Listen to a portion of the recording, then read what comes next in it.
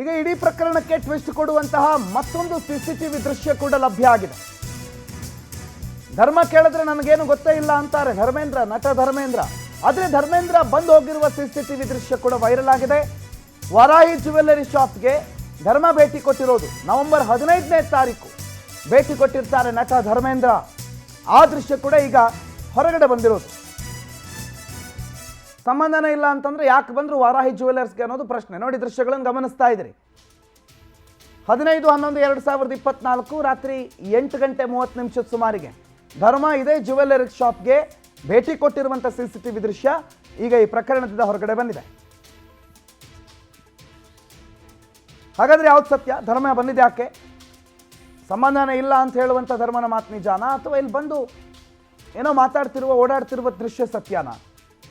ಯಾಕೆ ಬಂದರು? ಕೋಇನ್ಸಿಡೆನ್ಸ್ ಆಗಿ ಬಂದ್ರ, ಅಥವಾ ನಿಜವಾಗ್ಲೂ ಇಲ್ಲಿ ಕೇಳಿ ಬಂದಿರುವ ಆರೋಪಗಳೆಲ್ಲದರಲ್ಲೂ ಕೂಡ ಧರ್ಮೇಂದ್ರ ಪಾತ್ರ ಇದೆ ಅಂತಾನೆ ಸ್ಪಷ್ಟನಾ ಅನ್ನುವ ಹಲವು ಪ್ರಶ್ನೆಗಳಿಗೆ ಉತ್ತರ ತನಿಖೆ ಬಳಿಕವೇ ಸಿಗಬೇಕಿದೆ.